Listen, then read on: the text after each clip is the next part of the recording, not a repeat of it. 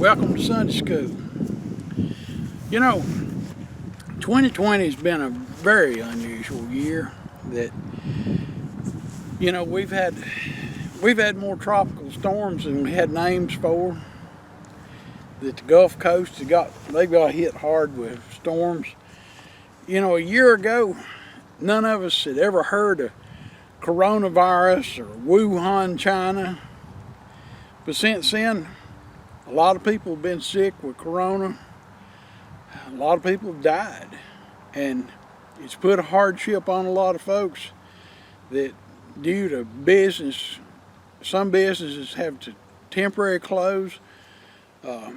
Others have permanently closed. By the way, when's the last time you went to see a movie or got to go to a Clemson football game? When life gets hard like this, it causes a lot of folks to ask, well, where is God? Well, I'll tell you where God is. He's right where He's always been. He's on His throne as the all-knowing, all-powerful God of the universe.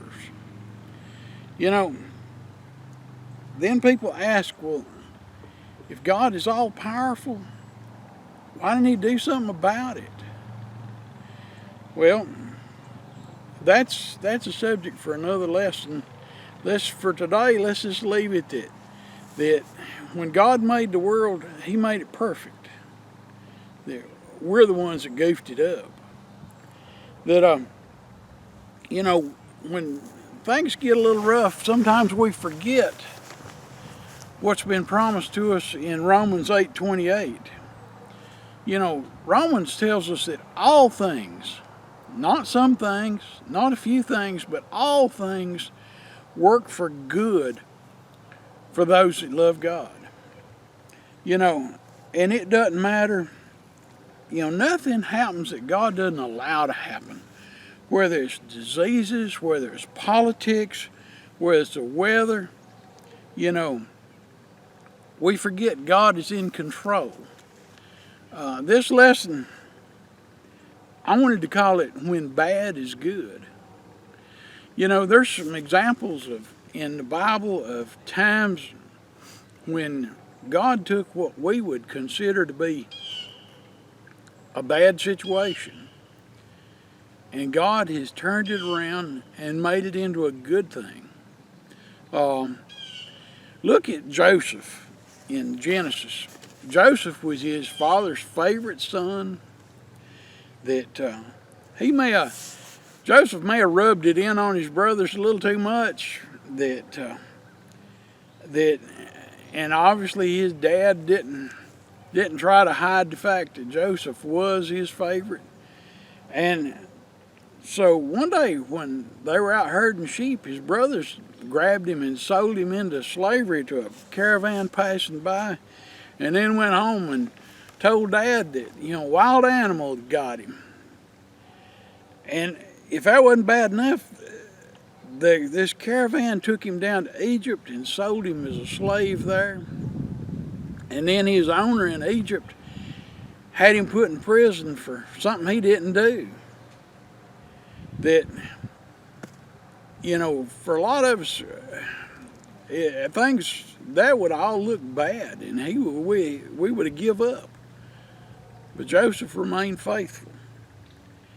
And he was in prison for a long time, but God took and caused the prison folks to show favor to Joseph. And through a series of events that only God could work out, Joseph went from being a slave in prison to being the number 2 person in Egypt. He answered only to Pharaoh. That'd be just like us having a vice president that yesterday was in prison and today went to be vice president. And Pharaoh put Joseph in charge of preparing the country for a coming drought. And Joseph prepared through the wisdom that God gave him. And after the drought came to be, Joseph's brothers showed up to buy food because the drought was starving them to death.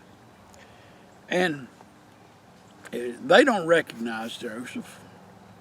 But eventually, he tells his brothers who he is.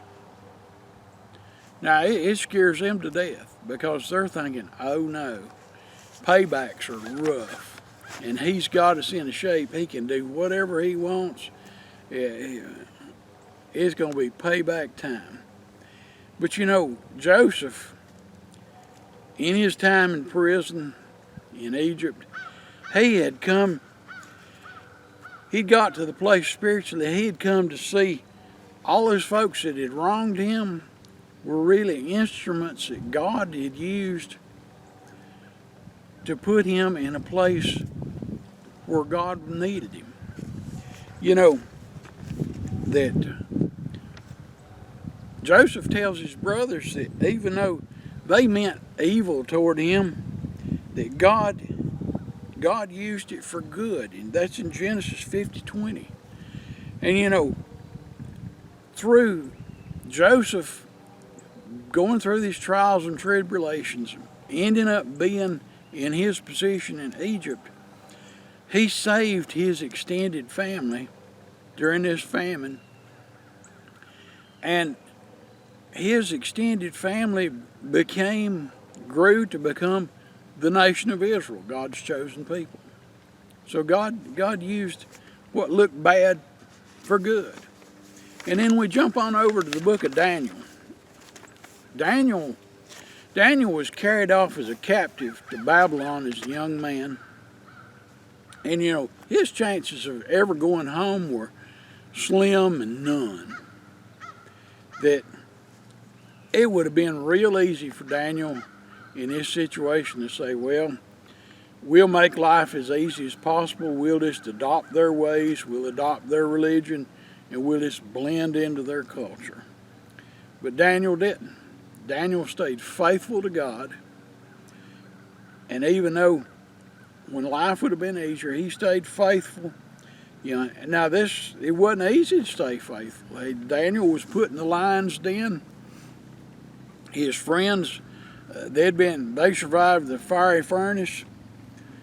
But when Daniel took and was able to interpret Pharaoh's dream, not Pharaoh's, but King Nebuchadnezzar's dream, Nebuchadnezzar promoted Daniel to being governor of Babylon, the province of Babylon. And one of the things Nebuchadnezzar put Daniel in charge of all the wise men. Now, does that sound a little familiar? It should. You know, Daniel, these wise men in Babylon were astrologers. And they took and they studied the stars, trying to determine some kind of meaning from different things. And Daniel probably, you know, tradition has it that Daniel probably taught these wise men either the prophecy in Numbers about a star, in Numbers 24:17, about a star, or maybe God revealed it to Daniel like he did the prophecy of the 70 weeks. Anyway, tradition has it that Daniel taught these astrologers about this star.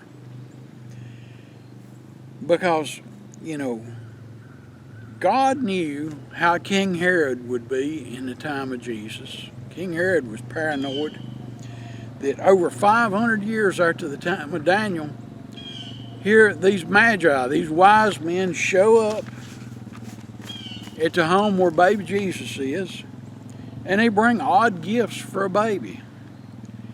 One of the gifts was gold, cash, at the very time that Joseph and Mary and baby Jesus had been warned in a dream to flee to Egypt. And you know, when we travel, what's the one thing you need? You need money. And Joseph and Mary were very poor, so this was very convenient, wasn't it? That here strangers show up at the door with cash to travel with at the very time you need to travel. See, God used Daniel's situation 500 years before to arrange for cash to show up at their house. You know, God used what looked like a bad thing for Daniel to be a good thing for Joseph and Mary and Jesus. You know, when bad things happen to us, we may never know how God will use it, but God will use it for good, sometimes much, much later. And then the third example of how God used bad for good, we look in the New Testament at Paul. You know, as a young man, Paul was a Pharisee. He seemingly had life made. But he took and when he met Jesus, he made a 180-degree change in his life. That after Paul met Jesus, he became on fire for the gospel. He traveled much of the ancient world, spreading the gospel to the Gentiles and starting churches. He was put in prison for preaching. He was beaten. He was stoned and left for dead. But that didn't slow Paul down at all. He was still 100% ready to preach all the time. Finally, Paul was imprisoned for preaching, and as a Roman citizen, he appealed to Caesar. Now, this was kind of iffy, that Caesar was Nero, and Nero was blaming all his problems on the Christians. But Paul was taken to Rome, and due to the generosity of some of the churches that he had started, Paul was able to be under house arrest there in Rome. And he was able to write letters to the churches he had started. Now, at first brush, it looks like that, you know, oh, this is terrible. Paul's put in prison and he can't preach. But the letters that Paul wrote were circulated around. We still read them today. You know, had Paul not been in prison, probably thousands would have heard him preach. But by Paul stopping to write letters, millions have read those letters. You know, what looked bad for Paul being imprisoned was a good thing for us, because we can read these letters that Paul wrote. You know, when seemingly bad things happen in life, we need to remember that God promises that all things work for good for those that love God. You know, we forget that nothing happens by accident. God has it all planned. You know, Daniel told King Nebuchadnezzar that God is the one, he's the one that changes the seasons. He told him that God removes kings and God sets up kings. And lots of times we forget that. But we may never see what God will use a particular situation for, but we can rest assured God has promised he will use it for his good. I hope this has been a help to you. Thank you.